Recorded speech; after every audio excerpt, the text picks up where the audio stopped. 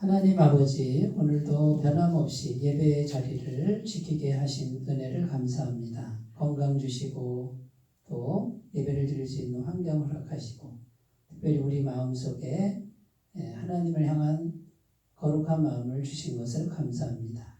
이 마음으로 충만하게 하시고 오늘 또 예배를 드리러 왔사오니 살아계신 하나님을 마음속에 깊이 경험하고 하나님의 음성을 듣는 시간으로 인도하여 주옵소서. 예수님의 이름으로 기도드립니다. 아멘. 오늘 말씀은 창세기 24장 28절에서 53절까지인데 내용이 너무 길잖아요.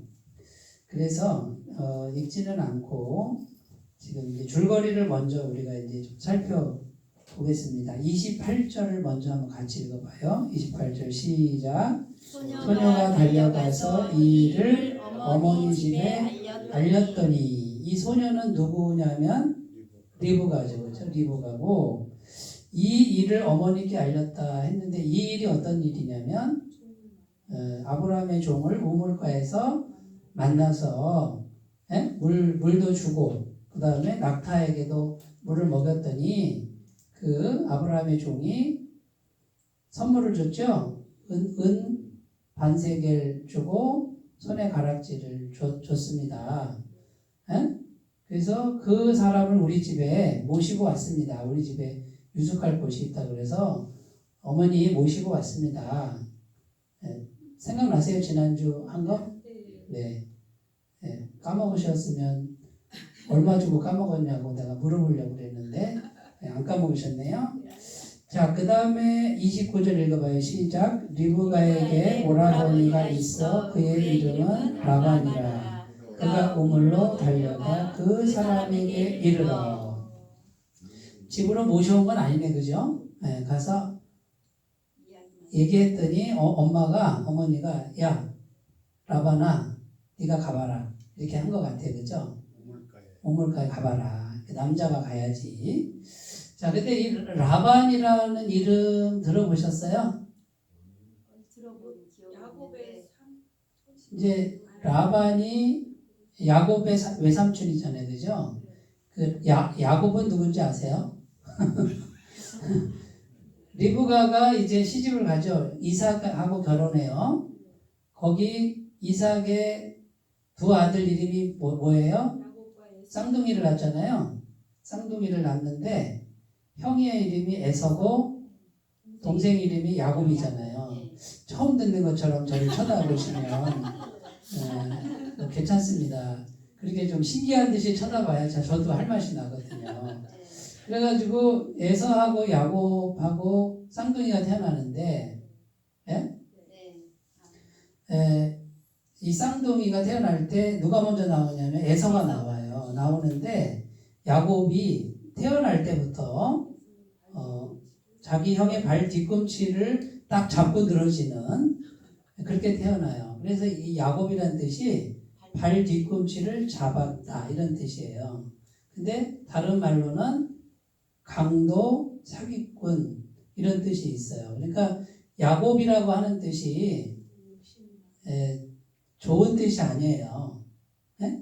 야곱이 야곱 또는 야고보 같은 말이에요. 그죠? 영어로는 제임스.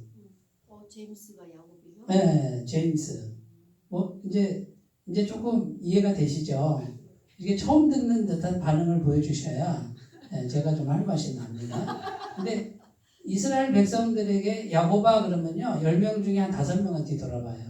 그 정도로 야곱이라는 이름은 흔한 이름. 그래서 야곱아 이러면 안 되고 누구의 아들 야곱아 이렇게 불러요.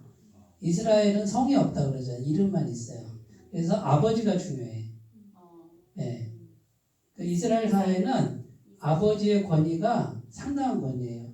그러니까 아버지가 축복하는 대로 되고 그러니까 자식이 부모 공경을 잘할 수밖에 없는 그런 구조고 이런 전통은 우리가 좀 본받을 필요가 있어요. 지금 자꾸 그 부모의 권위가 자꾸 상실되는데 그러니까 그런데 그 라반이 이제 야곱이 에서하고 이제 싸우는데 장자권 가지고 싸웠잖아요.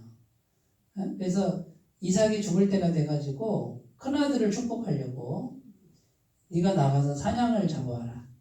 사냥을 해와라. 사냥을 좋아해요. 남자다워 에서는. 근데 야곱은 집안일을 좋아해. 예? 얌전한 성격이에요.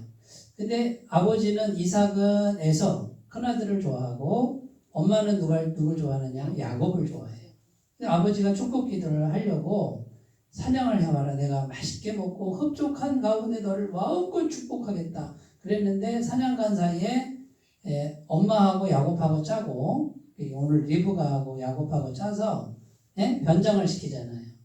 에서처럼 변장을 시켜서 음식을 막 집에서 해가지고 맛있게 드시게 하는데 그때 이삭이 눈이 멀어가지고 안 보여요. 냄새는 야곱인데 목소리는 야곱인데 하는데 이제 축복 기도를 하는 거죠.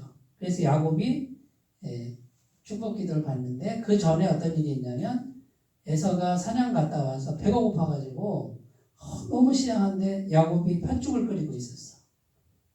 처음 듣는 것처럼 팥죽을 나한테 팔아라. 나한테 다오. 그랬더니 그러면 형의 장자권을 나에게 넘기면 내가 팥죽을 주겠다. 그러니까 에서가 어떻게 해요? 너 가져라, 너 가져. 해서 이 에서는 장자권을 소홀히 여긴 사람. 그러나 야곱은 어떻게든지 그 영적인 장자권을 내 것으로 만들려고. 자, 영적인 장자권이 눈에 보여요, 안 보여요? 안 보여요. 안 보이잖아요. 근데 팥죽은 보여요, 안 보여요? 보여요. 팥죽은 당장 양식이고 현실적인 어떤 이득을 줘요. 성경은 계속 지금 이 두 가지 싸움을 붙여요. 창세기부터 요한계시록까지 현실적인 것과 영적인 것에 싸움을 붙여서 어느 한쪽을 버리라고 하는 게 아니에요. 둘 다 우리 삶에 필요한데 하나님은 뭐라 그래요? 현실적인 것보다 영적인 거를 먼저 우선적으로 그거를 더 위의 가치로. 그래서 너희는 먼저 그의 나라와 의를 구하라. 그의 나라와 의가 어디 있는데요? 뭘 현실적으로 줄 건데요? 돈을 줄 거예요? 빵을 줄 거예요? 팥죽을 줄 거예요? 아니에요. 근데 영적인 거예요. 근데 먼저 영적인 걸 구하라. 이 모든 것을 더해 주리라. 이 모든 거는 먹을 거, 마실 거, 입을 거 주겠다. 이게 창세기부터 요한계시록까지 쫙 끼워지는 하나의 성경적 정신이에요. 근데 이 정신을 따라가면 하나님의 사람이고 영적인 것보다 현실적인 게 먼저 가는 걸 뭐라 그러냐면 우상숭배라고 하는 거예요. 우상숭배가 다른 게 우상숭배가 아니고 이게 막 송아지 만들어 놓고 그건 우상숭배죠. 그거는. 그런데 보이는 건 다 우상숭배예요. 보이는 거. 근데 보이지 않는 우상도 있단 말이에요. 그러니까 말씀이냐 아니냐 이거를 이제 보이지 않는 싸움이잖아요. 성령이냐 귀신이냐. 보이지 않는데도 역시 위험성이 있지만 특히 보이는 게 우선이 돼버리면 우상숭배가 돼버린다. 그러니까 성경을 우리가 잘 생각하셔야 돼요. 우리가 세상에서 성공도 하고 돈도 벌고 명예도 얻고 이러면 좋잖아요. 그죠? 싫어요? 좋아요. 여기 다 싫은 분들만 있는 것 같아요. 대단한 믿음의 수준인 것 같아요. 근데 싫지는 않잖아요. 그런데 저도 좋거든. 좋지만 그것이 최고의 자리, 최상의 자리에 있을 때 그게 우상이 되는 거다. 우상숭배는 하나님이 증오하시는 거다. 이게. 종이 한 장 차이 같아요. 그러니까 그것을 말씀에 보이지 않는 영적 가치에 복종시키는 것이 참신앙. 이것이 매 순간 되는 사람을 성숙한 신앙이라고 하는 거예요. 이렇게 설정을 해놓으면 내가 매일매일 선택의 순간에 어떤 선택을 해야 되는지가 명확해져요. 근데 이게 설정이 제대로 안 된 분은 여지없이 현실적 선택을 해요. 당장 현실적인 거. 이게 최고다. 성공 안 하면 누가 알아줘? 이렇게 가는 거예요. 일단 내가 살고 봐야지. 뭐 이렇게 가는 거죠. 그러니까 그거는 이제 보이는 현실적인 것이 최고의 가치가 된 분들의 행동 양식이고 그 하나님의 우상이다 그러는 거죠. 뭐 얘기하다 여기까지 왔어요? 라반이 이제 그 리브가의 오빠인데 리브가가 야곱을 낳아서 결국은 에서가 야곱을 이 녀석 내가 가만두지 않겠다 해가지고 야곱이 도망가는데 여기로 도망가죠. 라반 외삼촌 라반의 집에 도망가는데 라반은 어떤 인물이냐면 아주 현실적인 인간이에요. 손익 계산이 아주 빠삭한 인간이에요. 계산적 인간. 치사할 정도로. 그래서 야곱이 20년 동안 라반 외삼촌 라반의 집에서 품삯 한 푼 챙기지 못하고 20년 봉사하다가 결국은 야곱은 또 어떤 인물이에요?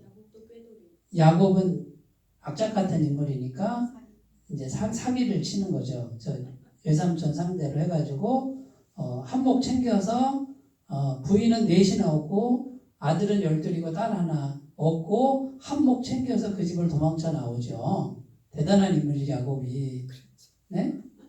저는 야곱을 보면서 상당히 위로를 받아요. 왜냐하면 저는 야곱보다는 좀 나은 인간 같아. 네. 인간성이 저는 야곱보다 나은 인간 같아. 근데 놀라운 사실은 야곱이 이스라엘의 3대 족장이고 야곱의 허리에서 12지파가 나와요. 하나님의 구속사라 그러는데 하나님의 구속사는 옳고 그름으로 되지 않아요. 훌륭한 인격만 쓰느냐? 그렇지 않아. 하나님의 구속사는 신비로워요. 이렇게 치사한 인간, 이렇게 그냥 아주 그냥 악착 같은 강도 같은 인간을 사용해서 이스라엘 12지파를 만드는 이게 하나님의 구속사라는 단어를 쓰는 거죠. 구속사는 착한 사람은 복 받고 못된 사람은 벌 받고 그러지 않아요. 이 구속사는 사람에게는 소망이 없다. 이게 구속사예요. 그러니까 너 인간성 좋으네. 그러면 하나님이 인간성 좋으니까 이제 역사하시고 물론 그런 확률이 많지만 아니 아니 이거예요. 그게 구속사고 구속사의 정신은 오직 하나님으로부터예요. 그러니까 인간의 어떤 인격이 좋거나 나쁘거나에 달려있지 않다. 그럼에도 불구하고 우리는 어떻게 하나님의 성품을 닮아가고 하나님의 인격의 향기가 내 인격을 통해서 나타나도록 해야 될 책임과 사명이 있다. 그럼 12지파 중에 한 사람도 없었다 이게? 네? 야곱의 12지파에 그 많은 사람 중에 한 사람도 하나님이 유물을 받는 사람이 아무도 없었다 이겁니다. 있었냐 없었냐? 그 말이 아니지. 야곱의 허리에서 12아들이 나오는데 그 12아들이 12지파가 돼요. 그러니까 그 12아들 이름이 하나의 지파가 다 돼요. 이 야곱이 자기 욕심만 챙기는 사람이잖아. 그렇죠. 성격이 그렇죠. 그러니까 그럼에도 불구하고 하나님이 사용하신다. 하나님이 택하셨다. 복을 주셨다. 그러니까 우리는 소망이 있단 말이에요. 내가 좀 그렇게 훌륭하지 않잖아요. 나에게는 소망이 없지만 네. 하나님이 택하시면 아니 뭐 야곱도 택했는데 나 안 택하겠어? 이런 위로가 된다 그 말이지. 야곱도 택해서 이렇게 귀하게 사용하시는데 그래도 나는 야곱보다 조금 나은 것 같거든. 그러니까 위로가 된다 그 말이고 하나님이 나 같은 걸 택하시기만 하셨다 그러면 걱정이 없겠네. 근데 나 택했어요 안 택했어요? 택했으니까 여기 와 있죠. 내가 구원받았다 그 말은 하나님이 내 인간성이 더러워도 못생겨도 정말 구제불능이라도 날 택했다. 그래서 내가 여기 와 있다 그 말이에요. 네, 그러니까 우리는 뭡니까? 소망을 어디다 둔다고요? 하나님의 택하심에 두는 거지 내가 잘난 것에 두는 게 아니다. 교회 와가지고 자꾸 자기 자랑하는 분들이 있어요. 제가 볼 때는 아직도 그 구원의 어떤 그 정상적 상태에 올라가지 못한 구원이라고 하는 건 뭐냐면 다 같은 죄를 어떻게 구원하셨지? 이게 구원이에요. 그러니까 자랑할 게 없다. 자 그러면 세상에서 내가 성공했어요. 그거 자랑해야 돼요, 말아야 돼요? 하나님 앞에 와서는 자랑이 절대 되지 않는다는 걸 깨닫는 게 신앙의 세계예요. 오직 감사만 있을 이제 감사만 남는 거지. 그런데 교회 와서 자꾸 그거를 자랑하게 되면 제가 볼 땐 구원에서 약간 모자른 8원 정도 되지 않은 네, 네, 그게 구원의 상태가 그걸 말하는 게 아니다 그 말이죠. 자, 이제 라반이 이렇게 나왔어요. 그래가지고 라반이 가서 모셔옵니다. 자, 중요한 말씀 33절 또 읽어봐요. 시작. 그 앞에 음식을 베푸니 그 사람이 이르되 내가 내 일을 진술하기 전에는 먹지 아니하겠나이다. 라반이 이르되 말하소서. 800km 정도를 왔어요. 너무 피곤하고 힘들어서 이제 음식을 배달을 좀 드세요 그러는데 안 먹어요. 내가 지금 나에게 주신 사명을 말하기 전에는 안 먹겠습니다. 훌륭하죠? 충성된 종이죠? 그게 보이잖아요. 그러니까 이 엘리에셀이 얼마나 충성된 사람인가를 말해줘요. 자, 그래서 나는 아브라함의 종입니다. 34절 이렇게 돼 있고요. 자, 40절 읽어봐요. 40절 시작. 주인이 내게 이르되 내가 섬기는 여호와께서 그의 사자를 너와 함께 보내어 내게 평탄한 길을 주시리니 너는 내 족속 중 내 아버지 집에서 내 아들을 위하여 아내를 택할 것이니라. 여기서 말하는 주인은 아브라함이고요. 지금 말하는 사람은 아브라함의 종이 말하는데 내 주인 아브라함이 나한테 이렇게 말했다. 그걸 이제 쭉 얘기를 하는 거고, 그래서 내가 기도했는데 우물가에 한 여인이 나오면 그 여인에게 내가 물을 달라 그러면 물도 주고 낙타도 물을 주는 그 여인이 하나님이 예비하신 사람이라는 기도를 마치기도 전에 리브가가 왔다. 이런 얘기를 쭉 하는 거예요. 지금 지난주에 했던 거 그죠? 자, 50절 오늘의 주제 말씀 읽겠습니다. 시작. 라반과 부디엘이 대답하여 이르되 이 일이 여호와께로 말미암았으니 우리는 가부를 말할 수 없노라. 여기 보면 이 일이 어디로 말미암았다고요? 여호와께로 말미암았다. 자, 오늘 설교 제목이 여호와께로 말미암은 일 이렇게 적었어요. 하나님이 하시는 일이다 그 말이에요. 이 일이. 자, 하나님이 하시는 일이 되면 100%죠. 100%. 성취가 100%. 그 다음에요. 아름다운 열매를 맺겠죠. 왜 그럴까요? 하나님은 전능하시니까. 하나님 여호와께로 말미암았으면 하나님이 하시니까 100% 되고, 그 다음에 하나님은 아름다운 분이죠. 세상에서 가장 아름다운 분. 그러니까 그 일은 아름다운 일이 돼요. 자, 이제 여기까지. 그래가지고 이제 뭐라 그러냐면 허락을 해요. 데려가라. 하나님이 하신 일이니까 데려가라. 자, 여호와께로 말미암은 일이 되려면 이제 이렇게 세 가지를 지금 오늘 본문 말씀에서 세 가지를 우리가 생각할 수 있다. 첫 번째는 이 일이 여호와께로 말미암은 일이 되기 위해서 아브라함이 뭐부터 했다고요? 하나님의 뜻부터 구했다. 그죠? 가나안 땅에 여인이 많았어요. 괜찮은 여인 많았고 이쁜 여인 많았어요.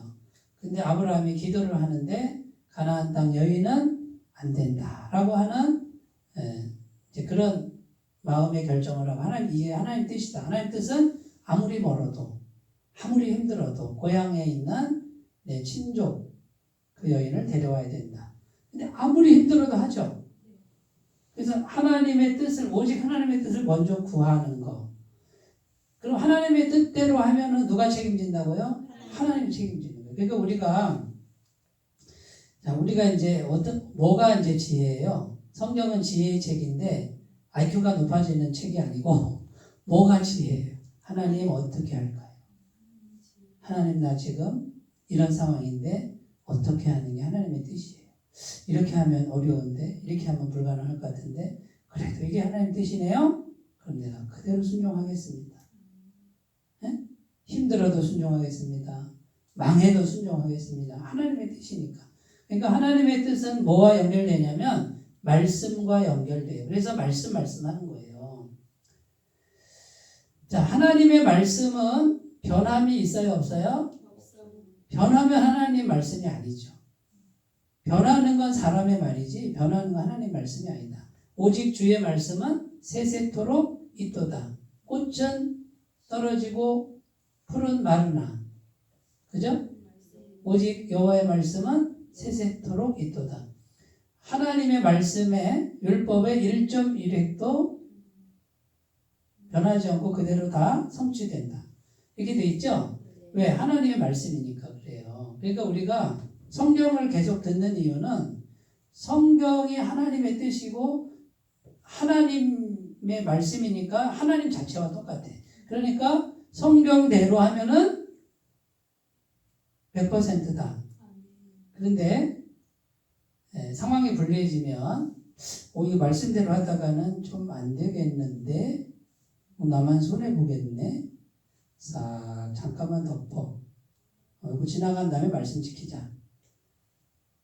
있어요? 없어요? 요게 그 사람의 신앙의 현주소다. 그런데 하나님이 이제 자꾸 시험을 해봐요. 테스트. 망하려고 하는 게 아니라 테스트를 해봐요. 믿음의 시험. 지키나 보자. 이렇게. 근데 나를 혼내려고 그러는 게 아니라 신앙 성장하도록 하는 건데 우리가 그 선택의 순간에 말씀대로 해보라는 거예요. 끝까지. 말씀이 있는 곳에 하나님이 계셔요. 이걸 믿어야, 이게 믿어져야 신앙 성장이에요. 신앙은 보이지 않는 싸움이에요. 근데 보이지 않는 하나님이 실제로 계셔요. 세상에 보이는 건 안개 같다고 성경은 그렇게 돼 있어요. 그러니까 눈에 보이는 거, 이 세상, 견고한 성, 큰 건물, 대단한 명성, 이런 것들은 전부 성경은 뭐라 그러냐면 안개 같습니다. 구름 같습니다. 이렇게 말해요. 그게 안개처럼 보이고 구름처럼 보이는 분들은 이미 굉장한 신앙의 수준에 와 있는 거예요. 그런데 그게 크게 보이는 분들은 아직도 신앙이 너무 어린 거예요. 신앙이 없다라고 말할 수는 없겠지만 없는 분도 있겠죠. 신앙 없는 분은 그게 더 커 보이죠. 세상이 더 커 보이죠. 근데 신앙으로 세계에 들어오는 분은 보이지 않는 하나님보다 그게 더 작아 보여야 돼. 안개 같구나. 사도 바울은 뭐라고 그래요? 배설물이라고 그러잖아요. 근데 저는 아직까지 배설물처럼 안 보여. 좀 좋아 보여 아직까지는. 그러니까 사도 바울의 신앙과 제 신앙의 차이가 많겠죠. 그죠? 사도 바울은 배설물 해로 보인대잖아. 어떻게 그게 배설물로 보일까? 근데 그 사도 바울 같은 분은 배설물로 보이는 걸 우리는 막 너무 귀한 걸로 막 보물처럼 여기고 집에다가 아름하게 모셔놓고 다락방에 모셔놓고 그러지 않아요? 마음 저 한 중심에다가 모셔놓고 이거를 위해서 나의 인생을 바치리라 그러지 않아요? 아이고 그만해야지. 자, 하나님의 마음은 어디에 있다고요? 하나님의 뜻, 하나님의 말씀에 있다. 자, 어떤 어떤 아버지 아주 부자예요. 그 부자 아버지 외아들이 있는데 이 외아들이 좋은 대학에 합격을 했어요. 그래가지고 이 아들이 아버지한테 아버지 나 이제 대학도 합격했고 성인이니까 자동차 하나 사주세요. 사줬을까요? 안 사줬을까요? 자, 끝까지 얘기 들어보세요. 아버지가 성경책을 사줬어요. 성경책 사주면서 얘야 차도 좋지만 말씀을 읽고 기도하는 생활을 하렴 하고 성경책을 사줬어요. 그리고 성경을 좀 부지런히 읽어라 그랬어요. 성경 안에 자동차도 들어있고 인생에 필요한 모든 좋은 것이 들어있단다. 아들이 성경을 읽었을까요? 안 읽었을까요? 성경을 집어던지고 화가 났어요. 그래서 안 읽었어. 삐졌어. 자, 방학 때 집에 돌아오니까 자취하다가 집에 돌아왔나 봐. 방학 때 돌아왔는데 여전히 아버지한테 화가 나 있었는데 아버지가 물어요. 아들아, 왜 성경을 읽지 않았느냐? 이렇게 물어요. 자동차도 안 사주시는데 왜 제가 아버지의 말을 들어야 하죠? 이렇게 이제 아버지한테 퉁명스럽게 얘기를 했는데 아버지가 얘야 빌립보서 4장 19절 말씀을 보아라. 거기 분명히 자동차가 있단다. 빌립보서 4장 19절 말씀이 뭔지 아세요? 이런 거예요. 내 하나님께서 아버지가 밑줄 보는 그 성경 구절에 내 하나님께서 그리스도 예수 안에서 영광 가운데 그분의 풍성하심을 따라 여러분의 모든 필요를 채워주실 것입니다. 요 말씀이 밑줄 쫙 돼 있고 거기에 수표가 들어있는 거예요. 그 페이지에 자동차를 2대도 사고 남을 돈이 수표가 딱 들어있었어요. 아버지의 마음은 어디에 있을까요? 말씀에 있어요. 아버지 마음은. 아들의 마음은 온통 어디에 있어요? 자동차에 있어요. 요 이야기가 하나님 아버지의 마음을 얘기해 줘요. 자, 그럼 오늘부터 내가 빌립보서 4장 19절 그것만 계속 읽으면 자동차가 나오겠네. 또 이렇게 알아들으시면 참 곤란합니다. 그런 말이 아니죠. 우리가 하나님의 말씀만 잘 따라가면 거기 하나님이 계십니다. 하나님은 부족함이 없습니다. 자, 하나님께는 자동차가 문제가 돼야 안 돼요. 부자인 아버지에게 자동차는 아무것도 아니에요. 아들이 자동차 10대가 있어도 괜찮아. 100대가 있어도 괜찮아. 근데 아버지는 간절한 바람이 뭐예요? 아들이 말씀의 사람이 되는 것. 어차피 내 재산 다 아들에게 줄 거 아니에요? 어차피 하나님 나라 우리에게 줄 거 아니에요? 이미 주셨다 그러잖아요. 그런데 우리가 온통 말씀의 사람이 되는 데는 관심이 없고 온통 자동차 그러고 다니고 있지는 않나 그 말이죠. 요게 우리가 신앙생활 할 때 계속해서 생각해야 될 부분들이라는 거예요. 그리고 말씀을 끝까지 따라가면 거기 하나님이 계신데 지난번에 우리 여호와 이레 했죠. 여호와의 산에서 준비되리라. 여호와의 산까지 가봐야 알지. 산까지 가지도 않는데 하나님이 준비하시는 거 알 수 있어요? 경험할 수 없다는 거예요. 그러니까 말씀을 안 지키니까 경험을 못해요. 근데 끝까지 아브라함이 이삭 죽이려고 끝까지 여호와의 산까지 가는데 여호와의 산까지 가보니까 거기 있어요 없어요? 있잖아요. 하나님도 계시고 순양도 준비되어 있잖아요. 말씀 끝까지 지켜보라 이 말이에요. 아들을 실제로 죽이잖아요. 이렇게 칼을 들어 죽이는 그 자리까지 가는데 안 죽잖아요.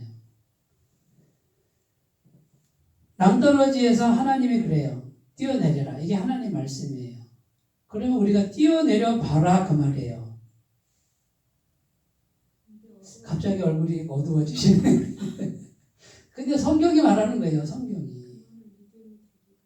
근데 성경은 하나님이 계속 우리에게 낭떠러지에서 뛰어내려라. 내가 받아줄게 이거예요. 근데 그걸 믿고 뛰어내리는 사람이 극소수다라는 거지.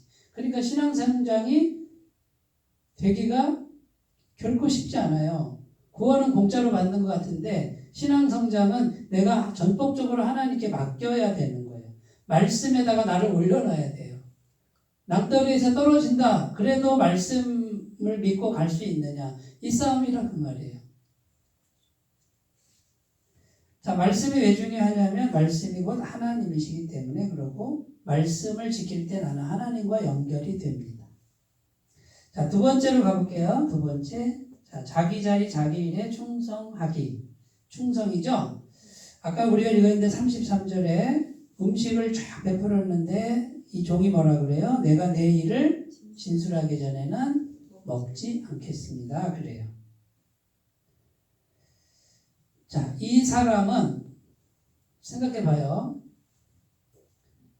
아이고 800km까지 그냥 그 먼 거리로 왔는데 뭐 그렇게 유별나게 그래요. 그냥 좀 먹고 좀 쉬고 천천히 말해도 되지. 꼭 그렇게 해야 돼요?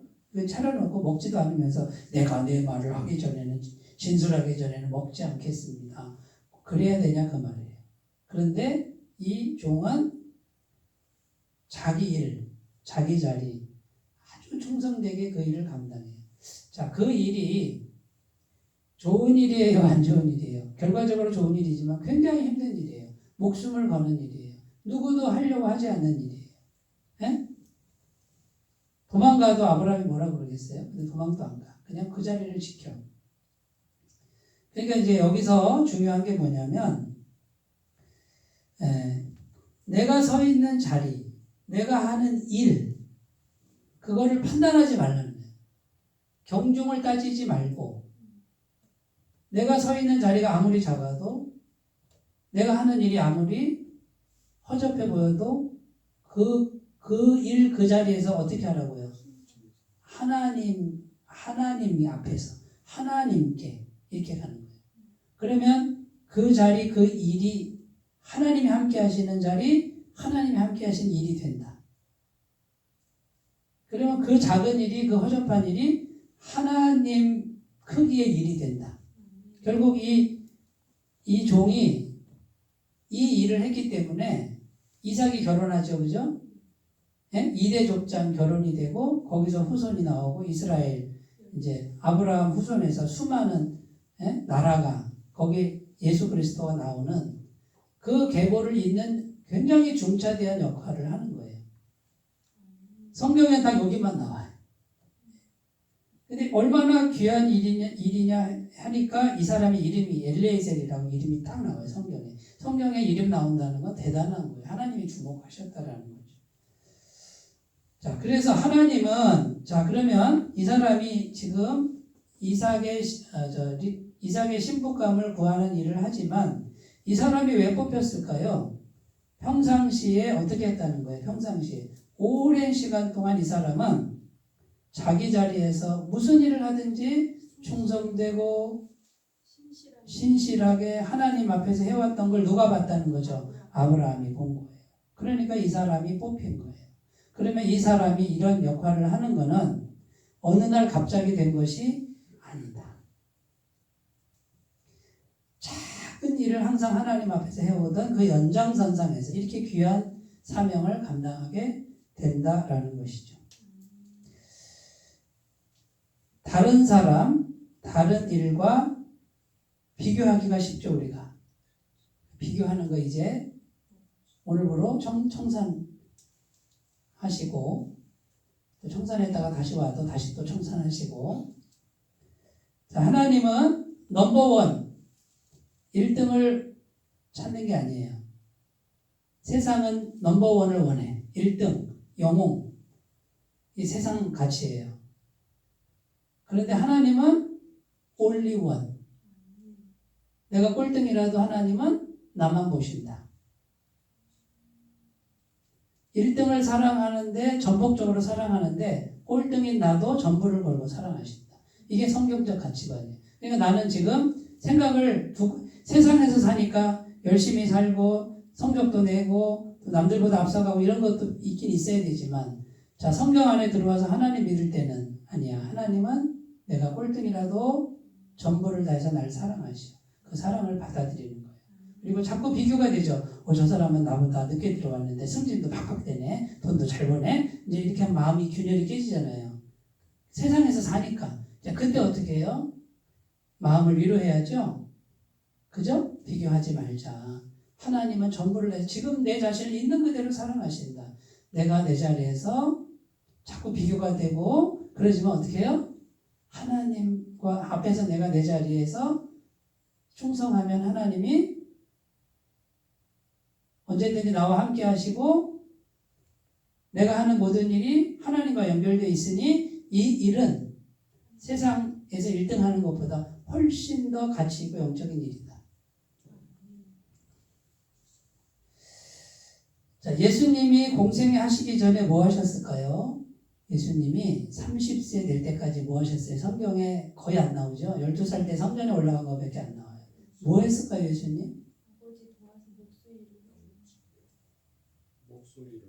그러니까 그 일이 무슨 뭐 대단한 일이에요? 허접한 일이잖아요. 그죠? 가난한 먹고 사는 일 한 거예요, 먹고 사는 일. 네? 자, 그러면 예수님이 목소리를 하면서 저 가게도 못 낼 정도로 가난했다 그러잖아요. 이렇게 어깨 메고서 옛날에 구두딱 하는 것처럼 돌아다니는. 근데 문짝 고쳐요, 테이블 고쳐요, 그러고 이제 다녔다 그 말이에요. 그러니까 계속 발품을 팔면서 집집마다 고쳐주고 몇천 원 받아서 생계 꾸려나가고 그런 일을 하셨어요. 예수님이. 생각해보면 상상을 해보는 거 우리가. 예수님 그렇게 훌륭한 성장 환경이 아니죠. 뭐 좋은 대학에서 고급 수경차 타고 인류 교수님들 모셔다 놓고 과외 공부한 것도 없고 그죠? 근데 예수님은 성경에서 세상에서 제일 지혜롭고 제일 위대하고 제일 아름답고 제일 고상한 분. 만왕해요. 어떻게 그러지? 예수님은 자기가 있는 그 자리, 목수 집안, 발품 파는 그 자리에서 하나님과 연결되어 있었다 그 말이에요. 그러니까 세상 가치관과 성경적 가치관의 차이를 자꾸 찾아보셔야 돼요. 세상은 세상이에요. 세상의 가치관을 자꾸만 쫓아가면은 성경적 가치관은 멀어져요. 믿음의 세계에서 멀어져요. 영적 세계에서 이게 혼합이 되면 안 돼요. 근데 자꾸 섞는 거예요. 자꾸. 교회도 자꾸 섞어요. 네? 교회는 하나님의 세계인데, 영적인 세계인데, 세상 걸 자꾸 갖고 들어와요. 잘 생각해 보세요. 세례 요한은 어떻게 성장 환경을 보내요? 어릴 때부터 광야로 가요. 세례 요한이 주로 먹던 게 메뚜기. 메뚜기도 그거 맛있잖아요. 근데 맨날 먹으라 그래봐. 그거 맛없지. 메뚜기하고 석청, 돌꿀, 야생에서 나는 걸 먹고 사막이면 아무것도 뭐 볼 게 없어요. 거기서 선지자로 부르심 받을 때까지 기도와 경건 생활을 합니다. 금식 밥 먹듯이 하고요. 저도 좀 회개하고 금식 좀 해야 돼요. 단순하게 하고 하나님을 찾아야 되는데 너무 복잡해. 찾는 게 너무 많아. 세상에 귀한 게 너무 많다. 그 말이죠. 그 세례 요한이 광야에서 사막에서 하루하루 사는데 하나님 그분과 연결돼서 산다. 그러니까 여자가 낳은 자 중에 예수님 말고 여자가 낳은 자 중에 가장 큰 자가 세례 요한이다라는 예수님으로부터 인정을 받잖아요. 그 사람이 한 게 뭐 있는데요? 뭐 성공을 했어요. 뭐 대단한 일을 했어요. 나라를 살렸어요. 한 게 아무것도 없어요. 사막에서 그냥 처박혀가지고 금식하고 기도하고 메뚜기 잡아먹고 그거밖에 없잖아. 그런데 성경은 뭐라 그래요? 여자가 낳은 자 중에 제일 큰 자다 그래요. 이런 계산법이 어디 있어요? 성경에 있어요.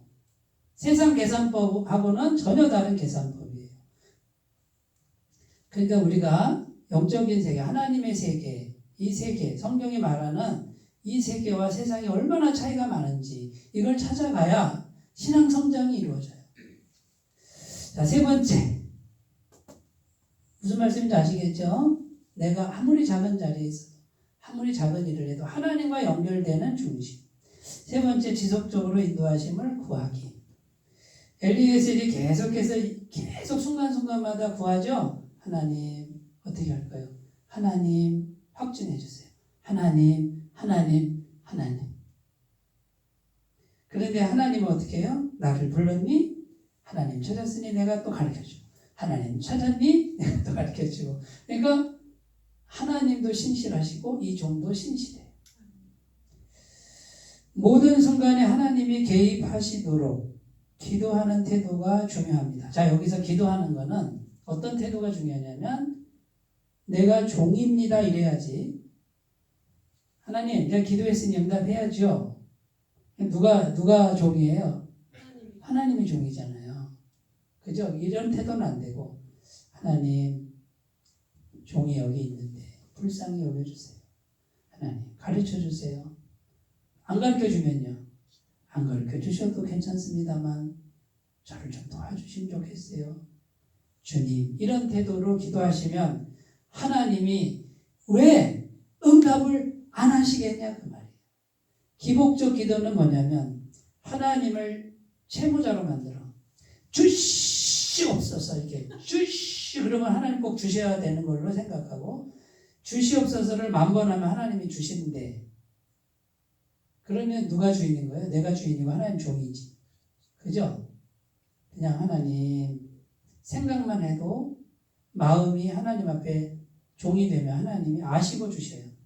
우리가 마음에 묵상하는 거, 탄식하는 것도 다 보고 계신다 그러는데, 그러면 뭐가 문제예요?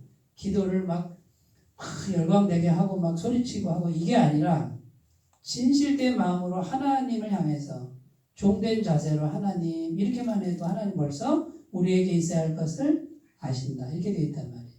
그러니까 태도가 중요해. 네? 태도가 중요하다. 그래서 막 어떤 분은 그래요. 막 소리쳐야 하나님이 응답 잘하신다. 막 그런 분도 있는데 꼭 소리를 쳐야 잘한다. 이거는 전 동의가 안 되고 소리칠 때의 그 간절함은 전 동의가 돼요. 정말 간절하게 기도하라 그 뜻이지 소리를 내야 하나님 더 잘 들으신대. 그건 저는 안 맞다고 봐요. 저는 기도 응답 받은 80%가 침묵 중에 생각한 거 다 응답 받았어요. 소리 한마디도 안 내도 다 응답됐어요. 그러니까 하나님을 아신다. 자기 마음대로 하는 사람에게 하나님은 하나님의 일을 맡기실 수가 없습니다. 우리는 우리 일을 한다고 생각합니다. 이제부터는 마음을 바꾸셔야 됩니다. 지금 내가 하고 있는 일이 내 일이 아니라 하나님의 일이 되도록 내가 살아가는 지금 매일매일의 삶은 하나님이 내 안에 사시는 삶이 되도록 내 마음대로 사는 게 아니라 하나님이 내 안에 사셔서 내가 집안일을 하고 내가 음식을 하고 내가 자식을 대할 때 하나님이 내 안에 사셔서 내가 하나님 삶을 살아드리는 이제 이런 삶으로 바뀌셨으면 좋겠습니다. 아주 그냥 그 무인도 같은 섬에 한 3가정이 사는데 거기는 등대도 없대요. 근데 이제 아버지가 나가서 노를 져 나가서 물고기를 잡아와야 돼. 그래야 하루를 먹어요. 세 집밖에 없고 거기 교회가 하나 있어요. 그냥 아버지가 나가서 저녁이 됐는데 안 들어오네. 등대도 없는데. 근데 막 비가 오고 바람이 부네. 그래가지고 아버지가 나간 사이에 엄마하고 아들이 교회 가서 기도를 한 거예요. 하나님 우리 아빠 돌아오게 해주세요. 우리 남편 돌아오게 해주세요. 그러는데 글쎄 집에 불이 났대. 집에 가보니까 집이 3집밖에 없는데 한 집이 불이 난 거예요. 땅바닥에 주저앉아가지고 하나님 내가 하나님께 기도를 했는데 세상에 기도는 안 들어주고 그냥 집을 불태우시면 어떡하냐고 이제 그랬단 말이에요. 그랬는데 한밤중에 아버지가 돌아왔어요. 돌아와가지고 뭐라고 그러냐면 물고기가 너무 잘 잡혀가지고 날이 저무는지도 모르고 잡고 있었는데 깜깜해져가지고 어디로 가야 될지 모르는데 자기도 기도를 했다는 거지. 하나님 도와주세요 그랬는데 한쪽에서 불빛이 쫙 올라오더랴. 그래서 그 불빛 보고 젓고 왔대요. 기도 들어주셨어요? 안 들어주셨어요? 들어주셨죠. 근데 집이 망가지긴 했어도 집 망가지는 게 나아요? 아버지 살아온 게 나아요? 그러니까 하나님이 이렇게 하시는 거예요. 우리는 뭐예요? 기도응답도 어떻게 해요? 기도응답도 자 지속적으로 개입할 때 우리가 이제 어떤 생각을 해야 되냐면 내 뜻대로 안 되는 것 같아도 집이 불이 나네? 내 뜻대로 더 안 되네? 이럴 때도 어떻게 하라고요? 신뢰해라. 하나님을 신뢰해라. 그러나 하나님이 간섭하시도록 하면 일이 막 생기는데 그게 하나님이 하시는 일이에요. 이걸 신뢰하셔야 된다. 그러나 순간순간 기도해라 이 말이에요. 자 오늘 여기까지입니다. 기도하겠습니다. 하나님 아버지 여호와께로부터 말미암은 일이 되기 위하여 하나님의 뜻을 구하고 내 자리가 아무리 작은 자리라도 충성하고 순간순간 내 뜻대로 안 되는 것 같아도 기도하는 사람들 되게 하옵소서. 예수님 이름으로 기도드립니다. 아멘.